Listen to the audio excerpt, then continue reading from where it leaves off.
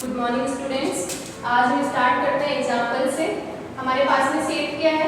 हमारे पास में एक ऐसा सेट है जिसके अंदर f1, f2, f3, 4, 5, 6 क्या है? फंक्शंस है और यहाँ पे जो O है वो कंपोजिट ऑपरेशन है। देन f1z डिफाइन कर रखा है, f1z equals to z, f2z equals to 1/z, f3z equals to 1 - z, f4z equals to z upon z - 1, f5z and f6z। अब हमें चेक करना है कि ये अबेलियन ग्रुप है अथवा नहीं है। तो इसके लिए सबसे पहले हम टेबल बनाएंगे। टेबल कैसे बनाते हैं? f1, f2, f3, f4, f5, f6 और यहाँ पर भी सेम। अब हमें करना है कि f1 की संक्रिया जब हम f1 से करवाएंगे तो जब हम कंपोजिट फंक्शंस लेते हैं तो f1 o f1 x किसके इक्वल होता है? f1 and f1x equals to f1 और यहाँ पे f1z, यहाँ पे x या z आप एलिमेंट के रूप में नोटेशन कुछ भी लिख सकते हैं। देन f1z किसके इक्वल हो गया? z के, तो f1x equals to x and f1z equals to z। It means f1x किसके इक्वल हो जाएगा?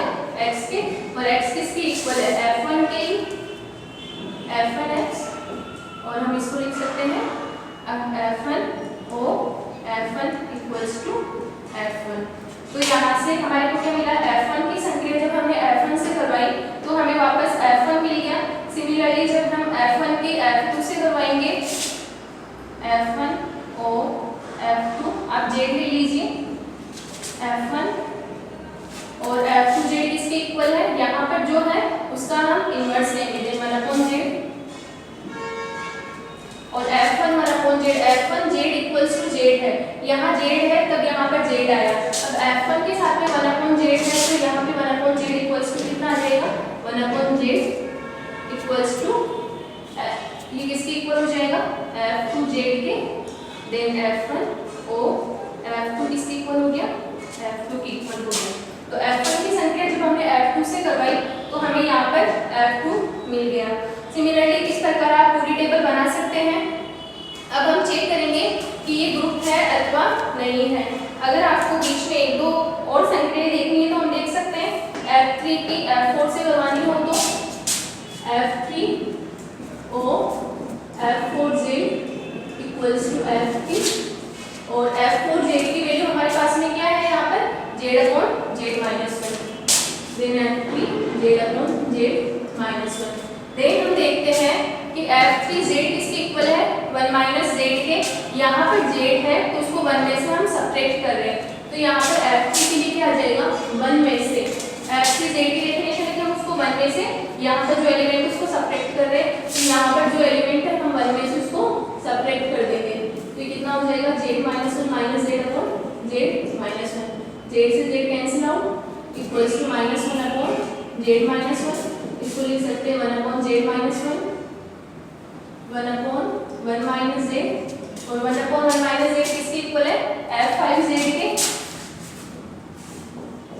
Implies that f3 o f4 किसके इक्वल हो गया?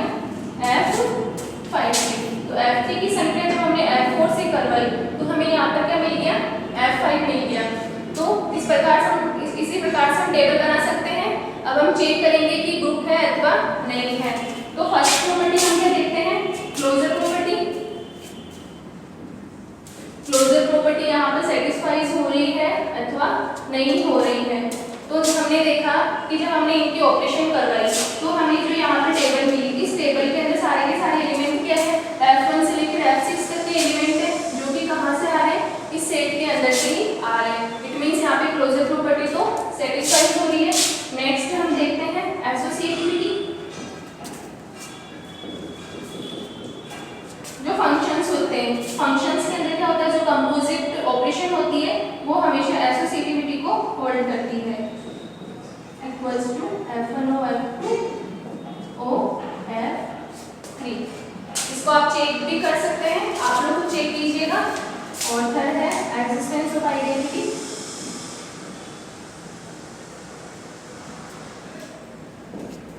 आइडेंटिटी एलिमेंट कैसे देखेंगे हम?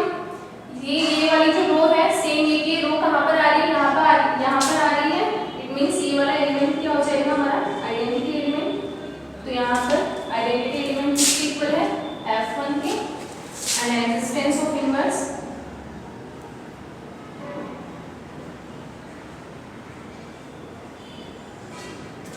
इन्वर्स हम कैसे देखते हैं, प्रत्येक एलिमेंट का पहले तो आइडेंटिटी एलिमेंट का होना कंपल्सरी है यहाँ पर, वो भी सेट के अंदर ही होना चाहिए।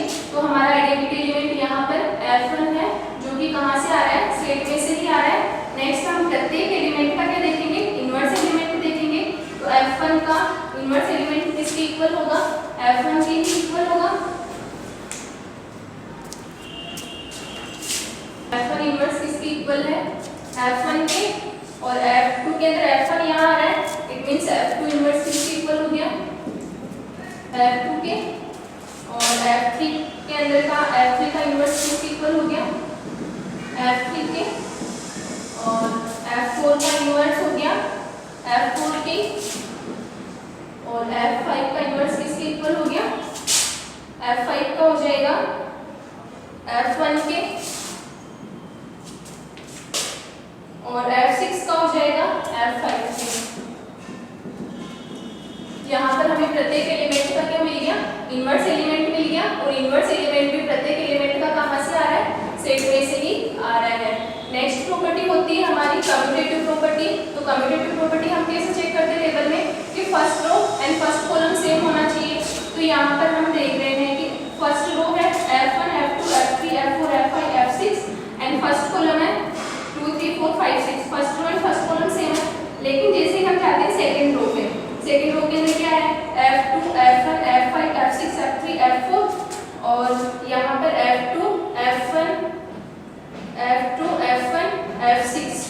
तो यहाँ पर हमारा जो है ये एलिमेंट सेम नहीं मिल रहा है, तो ये जो होगा अबेलियन ग्रुप नहीं होगा।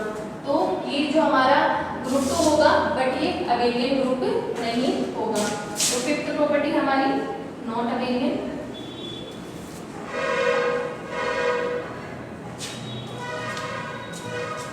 तो हमारे पास में क्या था, एक सेट था जिसके अंदर F1 F2 F3 up to F6 क्या थे, 6 फंक्शंस थे, और वो जो है हमारे यहाँ पर वो कंपोजिट ऑपरेशन है। F1 से लेकर F6 फंक्शंस को इस तरीके से डिफाइन कर रखा है।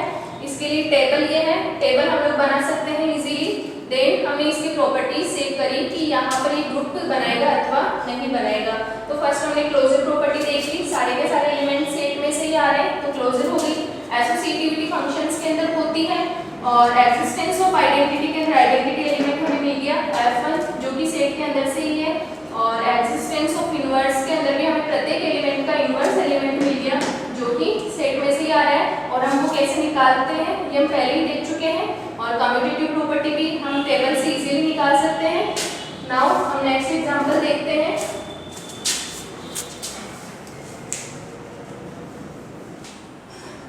नेक्स्ट एग्जाम्पल है हमारे पास में सेट है, उस सेट के अंदर ऐसे रियल नंबर्स है, सेट क्या है, रियल नंबर्स का कलेक्शन है, और उसके अंदर -1 नहीं आएगा, अर्थात ऐसे रियल नंबर्स जो कि -1 के इक्वल नहीं हो। देन हमारे को यहाँ ऑपरेशन दे रखी AOB equals to A + B + K AB, जहाँ पे AB कहाँ से आ रहा है, इस सेट S में से ही आ रहा है। अब हमें बताना है कि ग्रुप है अथवा ग्रुप होगा। तो फर्स्ट हम देखते हैं क्लोजर। क्लोजर के लिए क्या देखते हैं हम, for all A, B S को बिलोंग करें, इम्प्लाइज डेट AOB किसको बिलोंग करना चाहिए, एस को बिलोंग करना चाहिए, तभी हम कह सकते हैं कि यहाँ पर क्लोजर प्रॉपर्टी सेटिस्फाइज होगी। अगर A और B एस से बिलोंग करते हैं, इट मीन्स A जो होगा -1 के इक्वल नहीं होगा, और B जो होगा -1 के इक्वल नहीं होगा। और हम चाहते हैं कि अगर A और B भी एस को बिलोंग करें, इट मीन्स A और B भी हमारे पास में क्या होना चाहिए, -1 के इक्वल नहीं होना चाहिए, तभी हम कह सकते हैं कि हमारा AOB कहाँ जाएगा, इस सेट के अंदर जाएगा। तो हम इसको AOB जो है -1 के इक्वल नहीं हो, इसको प्रूव करने के लिए हम यहाँ पे कंट्राडिक्शन मेथड यूज़ में लेंगे कि लेट AOB हमने कंसीडर कर लिया कि -1 के इक्वल होगा। तो AOB की डेफिनेशन से क्या आएगा यहाँ पे, A + के B + के AB equals to -1, then A + के B + के AB + 1 बराबर के 0, और फिर यहाँ से A कॉमन लिया आपने, 1 + के B इन दोनों से, और नेक्स्ट यहाँ से 1 एंड 1 + के B बराबर के 0, देन 1 + A एंड 1 प्लस के बी बराबर के 0 इम्प्लाइज दैट 1 प्लस ए बराबर के 0 एंड 1 प्लस के बी बराबर के 0 इम्प्लाइज दैट ए किसके इक्वल आ गया -1 के और बी किसके इक्वल आ गया -1 के। लेकिन हमने स्टार्टिंग में क्या कंसीडर किया कि हमारे पास में सेट के अंदर ऐसे एलिमेंट है जो कि -1 के इक्वल नहीं होंगे। लेकिन जैसे ही हमने ए और बी को -1 के इक्वल कंसीडर किया, हमें क्या मिल गया, ए बराबर -1 और बी बराबर -1। इट मीन्स हमारे पास में ए और बी जो होगा वो -1 के इक्वल नहीं होगा। नेक्स्ट ए ओ बी, यहाँ पर कौन से एलिमेंट है जो -1 के इक्वल नहीं है, बट हम देखते हैं कि वो सारे एलिमेंट कौन से हैं, रियल नंबर्स ही है। तो for all A comma B belongs to R, A comma B अगर आर को बिलोंग करता है, देन ए ओ बी किसके इक्वल है, ए प्लस के बी प्लस के ए बी। यहाँ पर ए और बी अगर आर को बिलोंग करते हैं, देन उन दोनों का एडिशन भी आर के अंदर ही जाएगा और उन दोनों का मल्टीप्लिकेशन भी आर के अंदर ही जाएगा, और इन सबको आपस में ऐड करेंगे तो ये भी कहाँ जाएगा, आर के अंदर ही जाएगा। Then for all A comma belongs to R, A comma B belongs to R, A O B किसको बिलोंग करता है, आर को बिलोंग करता है, और ए ओ बी जो होगा वो -1 के इक्वल नहीं होगा। तो यहाँ पर क्लोजर प्रॉपर्टी सेटिस्फाइज हो गई। नेक्स्ट हम देखते हैं associativity.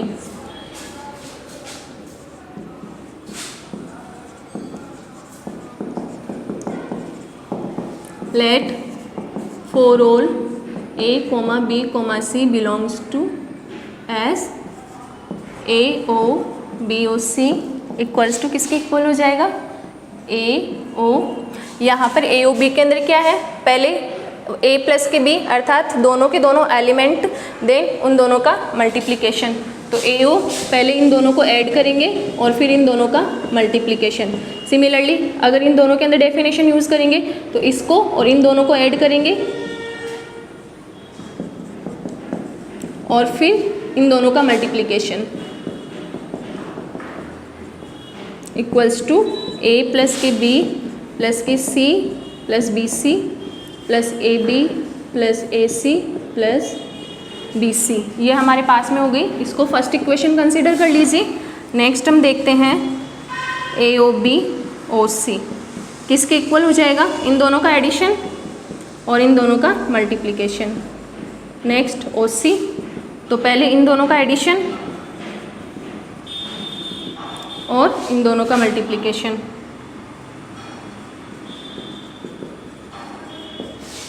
Equals to A plus के बी प्लस के ए बी प्लस के सी ए सी बी सी और ए बी। फर्स्ट और सेकेंड इक्वेशन से हम देखते हैं A plus B plus C, A plus B plus C, B C B C, A B AC plus B C, AC plus B सी। तो यहाँ से हमारे को क्या मिल गया, ए ओ बी ओ सी किसके इक्वल आ गया, ए ओ बी ओ सी के इक्वल आ गया। तो यहाँ पर एसोसिएटिविटी भी होल्ड हो गई। नेक्स्ट हम देखते हैं existence of identity.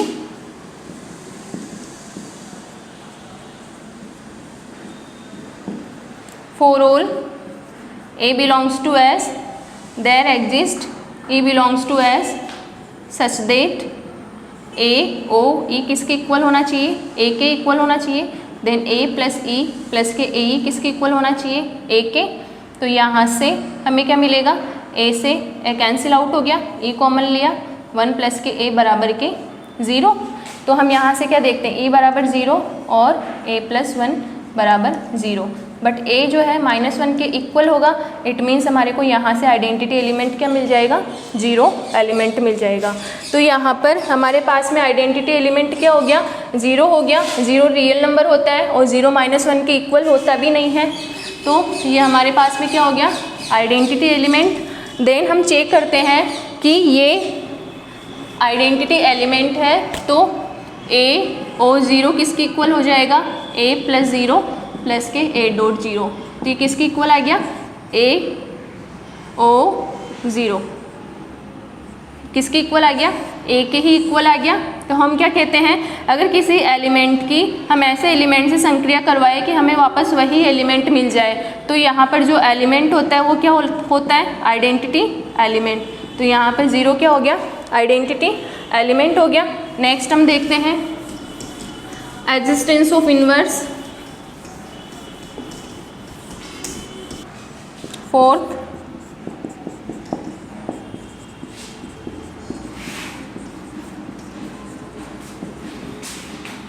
for all A belongs to S, there exist B belongs to S such that A O B किसके इक्वल हो जाएगा 0 के, और A प्लस के B प्लस के A B किसके इक्वल हो जाएगा 0 के।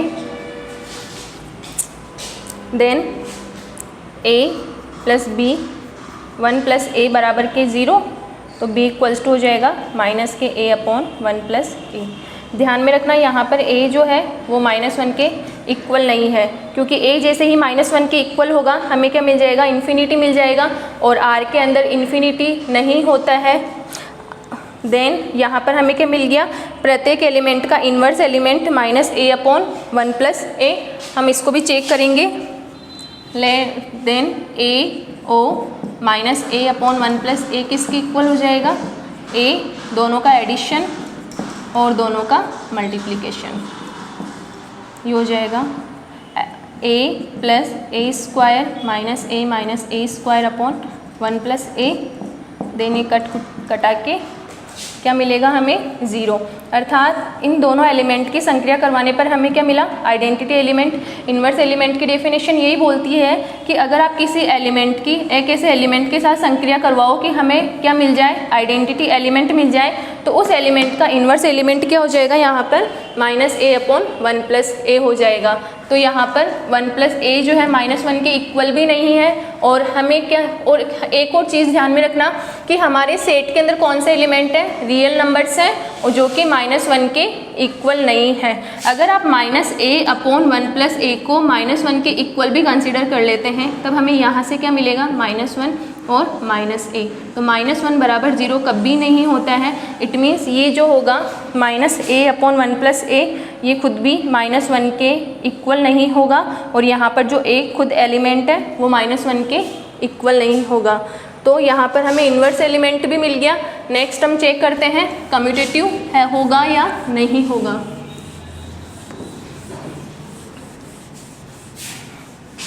फिफ्थ हम देखते हैं commutative. For all A, B belongs to set S, A O B किसके इक्वल है, A प्लस के B प्लस के A B, और A B किसके इक्वल हो जाएगा, दोनों का एडिशन और दोनों का मल्टीप्लिकेशन। ये दोनों क्या है, आपस में इक्वल ही है। इट मीन्स यहाँ पर क्या हो रहा है, कम्यूटेटिव प्रॉपर्टी भी होल्ड हो रही है। तो हमारे पास में एक ऐसा सेट है जो कि रियल नंबर्स है जिसके अंदर, और रियल नंबर्स क्या है, -1 के इक्वल नहीं है, और हमें संक्रिया इस प्रकार डिफाइन है, A O B दोनों का एडिशन एंड दोनों का मल्टीप्लिकेशन। तो हम इसके अंदर देख चुके हैं कि क्लोजर प्रॉपर्टी भी सेटिस्फाइज होती है। नेक्स्ट हमने एसोसिएटिविटी भी चेक कर ली, और थर्ड हमने देख ली एग्जिस्टेंस ऑफ आइडेंटिटी। तो हमें आइडेंटिटी एलिमेंट यहाँ पे क्या मिला, 0 मिला। और फोर्थ हमने देखा existence of inverse. Then for all A belongs to S, जहाँ पे A -1 के इक्वल नहीं है, हमें इसका इन्वर्स एलिमेंट क्या मिल गया, -A अपॉन 1 प्लस A, जो कि खुद भी -1 के इक्वल नहीं होगा। तो हम पहले ही देख चुके हैं कि अगर कोई भी एलिमेंट होता है तो उसका इन्वर्स एलिमेंट भी कहाँ से आना चाहिए, सेट में से ही आना चाहिए। अगर A जो है R है, रियल नंबर है, तो -A अपॉन 1 प्लस A भी क्या होगा, रियल नंबर ही होगा। और यहाँ पर जो एलिमेंट है सेट के अंदर वो -1 के इक्वल नहीं है, और यहाँ पर हम ये भी देख चुके हैं कि ये -1 के इक्वल नहीं होगा। तो हमने प्रत्येक एलिमेंट का इन्वर्स एलिमेंट भी निकाल लिया, और नेक्स्ट हमने कम्यूटेटिव प्रॉपर्टी भी इसमें सेटिस्फाइज करवा दी। तो ये हमारे पास में क्या हो गया, अबेलियन ग्रुप हो गया। अब नेक्स्ट एग्जाम्पल हम अगली क्लास में देखेंगे। Thank you.